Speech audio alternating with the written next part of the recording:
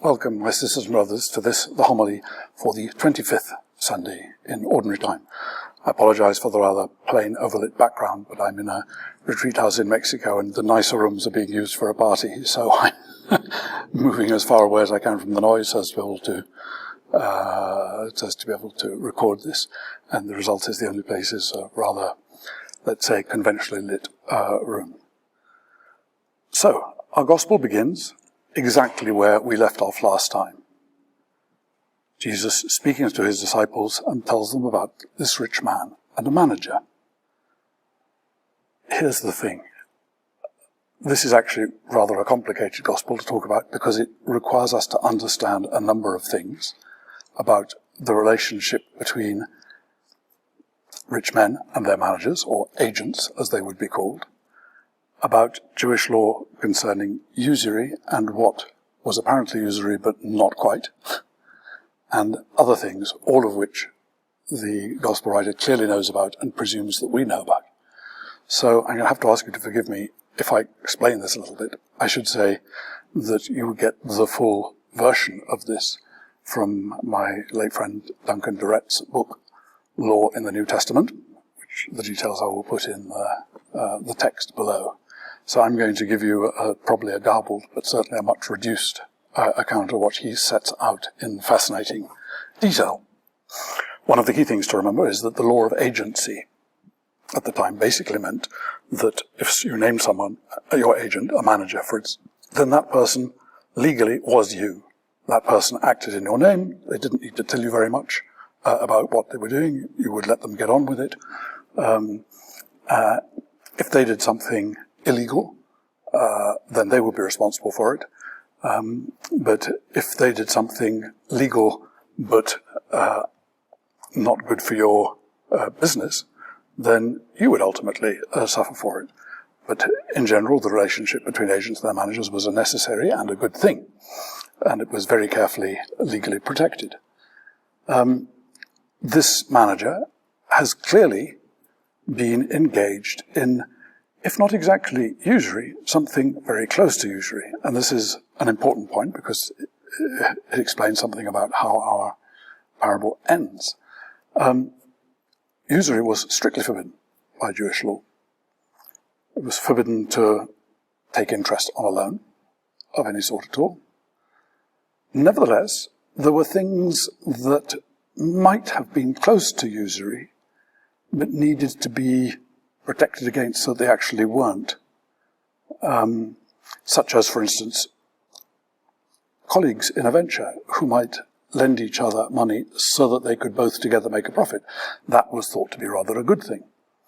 And so it wasn't, properly speaking, a loan at interest, though it might appear to be. So different ways of describing these things had to be done. And the Pharisees had invented something called the dust of usury, meaning something that might be seen as usury, and you had to be very careful if you were doing it, because you might be thought to be actually contravening a major law while thinking you were getting away with something else.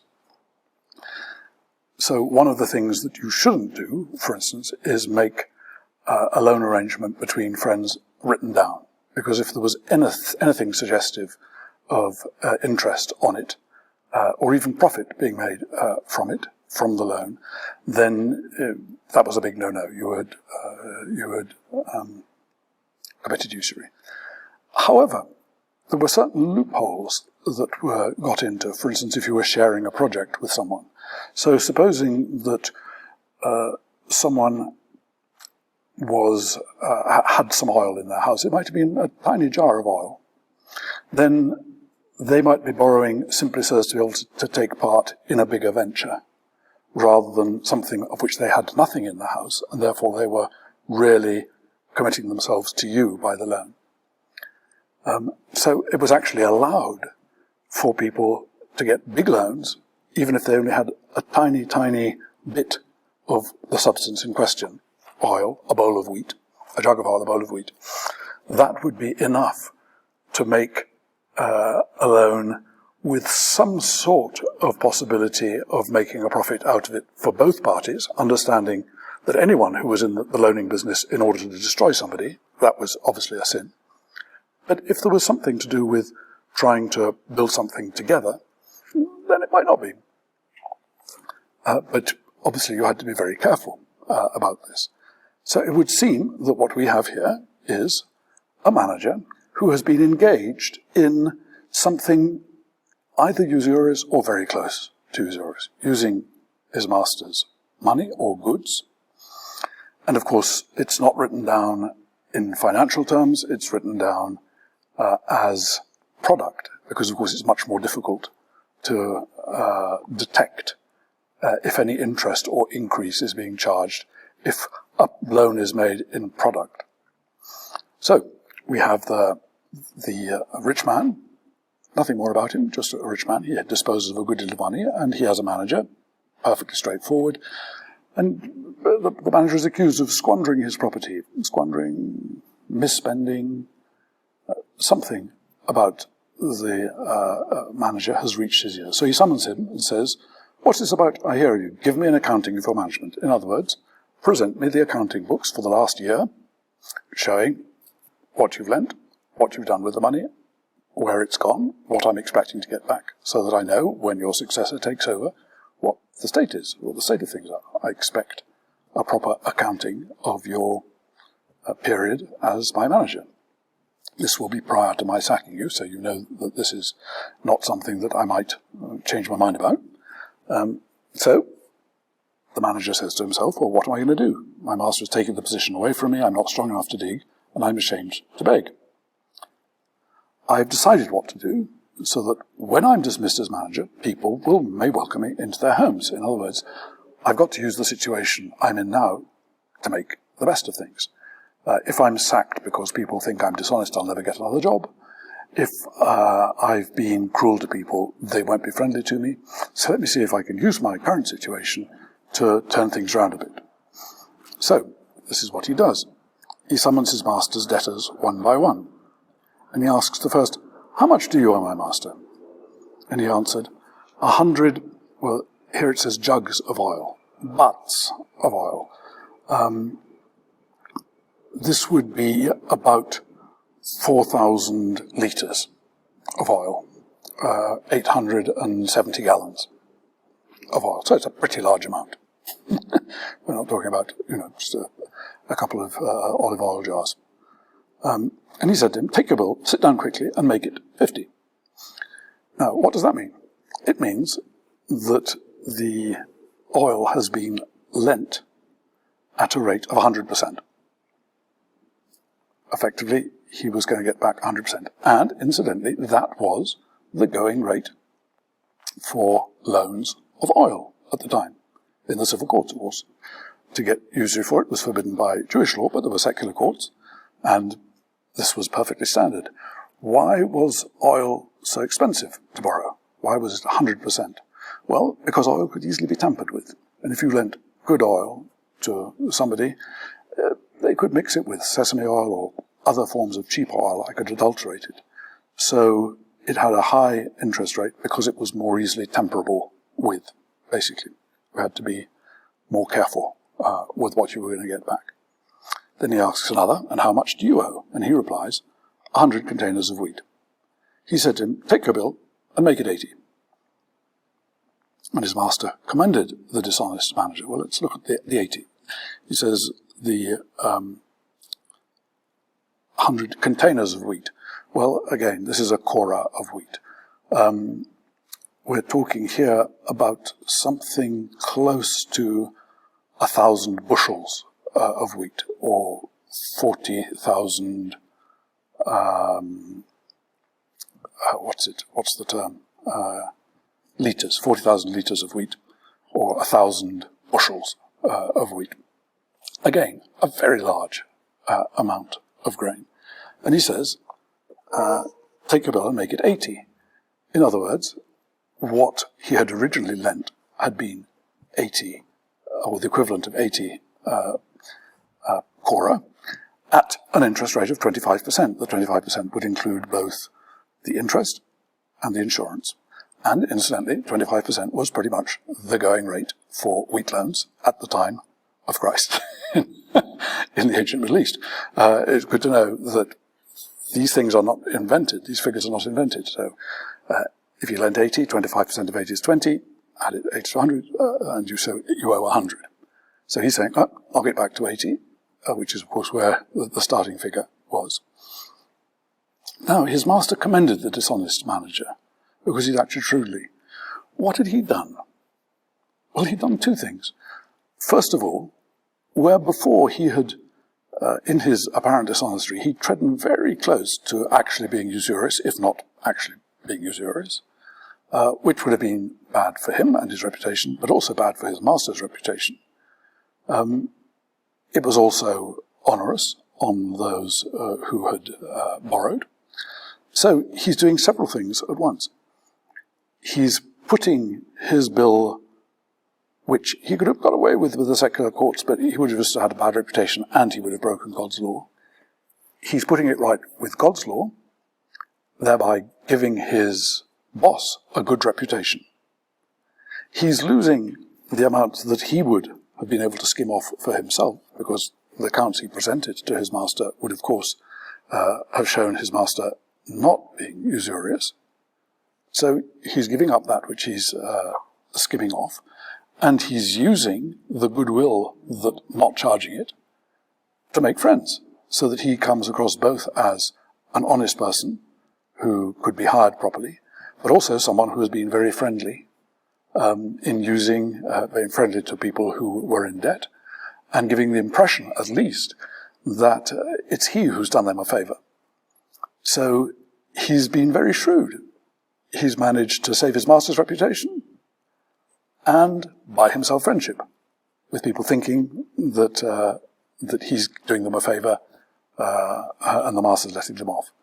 So, obeying God's law, giving the master a good reputation, and making friends. He's done it very shrewdly by discounting the bit from usury that he was going to take, and he's done it very exactly. So the master commends the dishonest manager because he's acted shrewdly. And then he says here, for the children of this age are more shrewd in dealing with their own generation than are the children of light. You have to have a certain sense of what your dishonesty is in order to be able to make it up to people. That's what's been going here. And not only to make it up to people, but to turn it into something good. Because that's what he's done. He's taken something dishonest and turned it into something good. And I tell you, make friends for yourselves by means of dishonest wealth. Now, again, the phrase dishonest wealth is quite technical. Dishonest wealth refers to that bit of the wealth which was dishonestly acquired. In other words, the extra 25% in the case of the wheat, or the extra 50% in the case of the extra 50 was the extra 100% in the case of the oil. That was the dishonest bit. So he's saying, make friends for yourselves by means of dishonest wealth. If you've got something that is dishonest, use it to make friends. That's the recommendation. If something has come with you dishonestly, you can't use it for yourself, because that would be to confirm its dishonesty. You would be entering into the dishonesty of the thing. But you can use that which is of morally dubious status to do things for other people. And that's a way of making things good for the person whose money it is originally and for yourself. Whoever is faithful in a very little is faithful also in much, and whoever is dishonest in a very little is dishonest also in much. Now, interestingly, our dishonest servant turns out to have been faithful in his dishonesty. So whoever is dishonest in a very little is dishonest also in much. Remember this. The next line then says, if then you have not been faithful with the dishonest wealth, who will entrust to you true riches? Remember, our servant was honest, was faithful with the dishonest wealth. He took the dishonest wealth and made things right with God by not charging usury, gave his boss a good reputation, and made friends. And he says, if you're able to do that, then you will be entrusted with much, much more, because it shows that there is a fundamental honesty in you. You know what is right and what's wrong, and you know how to make good use of what you are given. That means you will be given more. And if you are not faithful, if you have not been faithful with what belongs to another, who will give you what is your own? So he's saying, okay, now that comes back to us. All of us, anything that we have is what we have been given. If we make things dishonestly, then with just the little things that we can add on, then we'll be dishonest with everything. But if, starting with something which someone has given us, like a rich master, we are then able to turn potentially dishonest things into something honest, we will be able to be given much, much more. If you have not been faithful with what belongs to another, who will give you what is your own? In other words, the notion is that we start having to learn how to be really shrewd in working out how not to be exploitative, but how to make sense of what has been given to us in order to put us in the position of receiving more. The more we give away, the more we'll get. This is absolutely the pattern of desire which comes through in Luke's Gospel. No slave can serve two masters. No servant can serve two masters. For a slave will either hate the one and love the other, or be devoted to the one and despise the other. You cannot serve God and wealth. In other words, the law of God, remember, is against usury. It's greatly in favour of generosity. And here the words love and hate in the first verse, and then it says devoted and despise. Actually, the word for devoted is cleave to the one. And despise is the word used very frequently of those who reject God. So these are the words referring to cleave to God or dishonour God, despising God. And so what is he saying here? He's saying the true master, the one who gives you absolutely everything, is God. And if you cleave to him, you will find out ways of making things which are apparently dishonest into honest things, which can do you good. Or you'll find yourself actually being really interested only in the financial outcome, in which case you will pursue dishonesty and you will make yourself dishonest. In other words, it's what's coming upon you that is really the question of your riches, not what you start with. What you start with, of course, is that which enables you to open up to what is coming upon you.